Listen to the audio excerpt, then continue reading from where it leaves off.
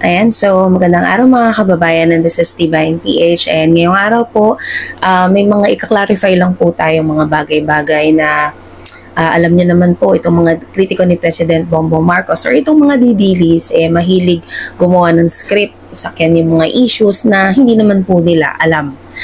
Kung matatandaan niyo po mga kababayan, nakapag-commentary na po tayo regarding po dito sa pagpunta ni President Bongbong Marcos sa may Batangas.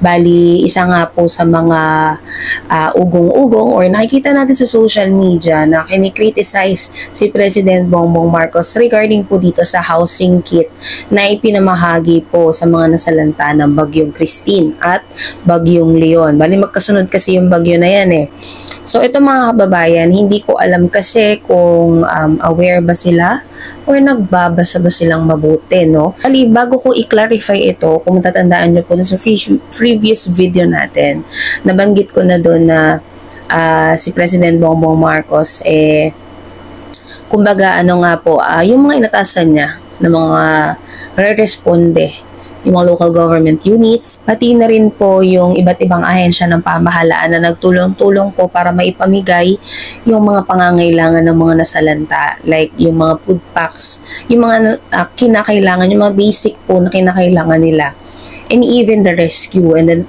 nung sunod na punta nga ni President Bongbong Marcos, namigay po siya ng cash assistance, hindi lang sa mga beneficiaries, pati po dito sa mga municipalities, no? And narinig niyo naman po yung sinabi ni Mayor dyan sa may Batangas na yung akala nila na walang ginagawa, yung pamahalaan at yung mga inatasan ni PBBM, kasi 'di ba sabi nga kala daw nila natutulog-tulog lang, pero rumisponde kagad. No, kumbaga kumilos kagad yung mga inatasan ni PBBM para mag-rescue, para magpaabot ng tulong sa ating mga kababayan. And ito nga mga kababayan, ito yung gusto kong pag-usapan. Bali, kung matatandaan nyo, kung nakikita nyo po yung picture na yan, naging nga po yan, kumbaga naging popular sa social media na ikino-compare po ng mga kritiko ni PBBM yung pabahay ko no ni Duterte noon. Mga kababayan, kung pabahay lang, maraming pabahay si President Bongbong Marcos. Maraming projects na pabahay under the National Housing Authority na nako-cover po natin noong mga previous months na nagba-vlog tayo, yung nakakasama pa tayo. Nako-cover po natin yung mga pabahay ni PBBM. And ang ginagawa kasi, ang bagong script kasi nitong mga kritiko ni PBBM, kino-compare po nila yung pabahay ni Duterte noong nakaupo siya dito po sa housing kit or temporary shelter, itong mga materials na ito na ibinigay sa ating mga kababayang nasalanta. So, ito po, lilinawin ko lang sa kanila dahil hindi ata sila nakapag-research maigi at hindi ata nila nabasa or inintindi yung binabasa nila. So, simulan ko po dito, direct assistance to municipalities. Ayan, 6 Batangas municipalities receive 10 million from the DSWD. Bali, under the DSWD, worth 10 million po, Agoncillo, Balete, Cuenca, Laurel, Lemery, and Talisay. Financial aid to selected beneficiaries, 10,000 each para po sa 4,378 beneficiaries. Sa Agoncillo, binigyan po ng yung 1,599 na beneficiaries. Sa Laurel naman, 1,500 yung beneficiaries. And sa Talisay is 1,279. So, 10,000 each po yan. And ito pong housing assistance or yung housing kit na ginagawan po nila ng issue, ayan, lilinawin natin Ito pong 6 million worth of housing kits, galing po ito or sponsored po ito ng Metrobank Foundation. Meaning, hindi po galing to sa pamahalaan, hindi to galing kay PBBM, hindi po to galing sa tax ng taong bayan. So, sponsor po to or donation po ito, no, na ibinigay sa Department of Human Settlement, Urban Development para sila po yung magpamahagi. Kumbaga, itong Metrobank Foundation, sila na po yung bumili ng materyales. Kumbaga, binigay lang nila sa Department of Human Settlement, Urban Development para sila na po yung magpamahagi. So sana malinaw po dito sa mga kritiko ni President Bongbong Marcos dahil ang dami ko pong nakikita sa social media na ginagawan po nila ng issue yung regarding dito sa housing kit na to. Yung mga binigay na materyales. Mga kababayan, donation na nga, sponsored na nga, big deal pa sa inyo. Ginagawa nyo pa ng issue, minamasama nyo pa. Tanong ko kayo mga kababayan, itong mga nagkikriticize kay PBBM, dahil ganito daw ang ginawa sa budget, linawin ko galing sa Metrobank Foundation, yung materyales na po siya. Nagkakahalagang 6 million. Materialis na po yung ibinigay para pamahagi ng Department of Human Settlement Urban Development. Nagkakamali pa tuloy ako. So, materialis na po siya, hindi po siya pera. Yun lang yung halaga niya na ibinigay dito nga sa DHSUD para ipamahagi sa mga nasalanta. At hindi po ito galing sa pera ng taong bayan. Hindi po ito galing sa tax ninyo. Hindi po gumastos si President Bongbong Marcos. Sa mga nagagawa ng issue dyan, mag-research naman po kayo. Para hindi naman kayo, alam mo yun kasi ang nangyayari, bumabalik sa inyo Yung fake news na pinapakalat ninyo, yung pagkukumpara ninyo. Tignan nyo mga kababayan, yung Metrobank Foundation, nag-donate na nga sila ng housing kit.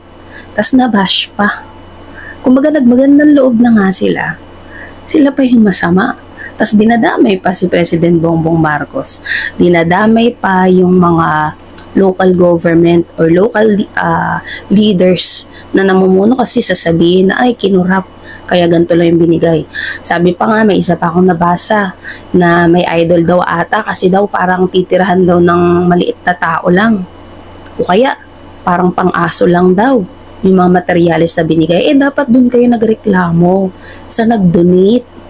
Dun sa Metrobank Foundation, dapat dun kayo nagreklamo. Bakit kay President Bongbong Marcos kayo nagre-reklamo? Wala po siyang ginastos dyan. Ang binigay po ni President Bongbong Marcos, maliban sa mga pangunahing pangangailangan nila like food, yung mga ibang necessities na kinakailangan nila, nagbigay po ng cash assistance. And ito nga, nagbagandang loob na yung Metrobank Foundation. Pero anong ginawa nitong mga kritiko ni PBBM na hindi nag-iisip? Binash nila, siniraan nila, kung ano-ano pa nakikita kong memes na inedit nila sa social media. Diba? Alam mo yung, ako tatanungin ko kayo, may naitulong ba kayo? Tumulong ba kayo sa mga nasalanta?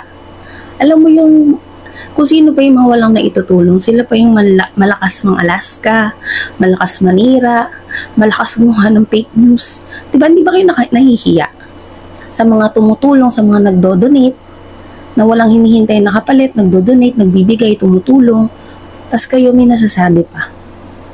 Diba? Wala talaga kayong pinipili At ang masaklap doon, gagawa na nga lang kayo ng fake news. Hindi nyo pa inaayos. Hindi nyo pa ginagalingan. So, saan naman lang, diba, chinecheck nating maigi para naman hindi kayo nagmumukhang katawa-tawa. Akala nyo kasi pagka nang criticize kayo, napakagaling nyo na. Ang ending, mali naman yung pag-criticize nyo, wala sa tama. Hindi full details, di ba? Ayan ito yung si PBBM po ay nagbigay ng 110 million. Yun po yung binigay ni PBBM.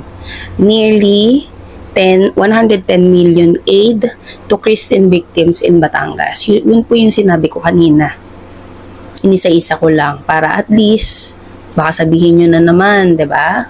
And ngayon, may bagyo. Si bagyong Nika. And makikipakita ko po dyan yung mga picture ng mga kasi mabilis, agaran talagang rumisponde ang ating pamahalaan sa mga pangangailangan ng ating mga kababayan. Yung nasalanta po sa may Ilocos region. Ayan, kita ko rin po sa inyo. And then, yung agarang tulong din po na yung mga inatasan ni PBBM na iba't ibang ahensya ng pamahalaan at local government units ay kumikilos na po dahil may mga kababayan nga po tayo kasalukuyan na hanggang signal number 4 po ata. Dito kasi sa Quezon City is signal number 1 kaya suspendido ang class. So yan sa mga kababayan natin na lubos po na naapektuhan, ayan kumikilos ng pamahalaan. Advance nga nakita ko kakaano lang po ng PCO, yung mga iba't ibang ahensya ng pamahalaan na nagtutulong-tulong para mo maipamigay or mai-deliver, diba? Maibigay sa kanila yung mga pangangailangan nila. And syempre, unang-una na dyan is yung mga pagkain. At syempre, yung mga rescuer at yung shelter na pag-iistiyan nila for the meantime habang nandiyan si Bagyong Nika. So yun mga kababayan, yun po klinaro ko lang kasi ang dami ko nang napabasa sa social media. Di ko na nga siya pinapatulan actually.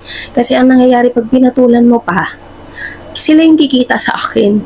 Kasi syempre yan yung trabaho nila yung mambash, yung gumawa ng fake news. So ginawa ko, hindi ko na lang pinatulan. And ito nga po, iklinaro ko lang na yung mga housing kit po na ipinamahagi is donated by Metrobank Foundation. So, huwag nyo nang gawan ng issue, lalo na kung hindi nyo naman alam kung ano yung totoo. Kasi nagmumukha lang kayong syungay. No? So, yun lang mga kababayan and maraming salamat po sa inyo lahat.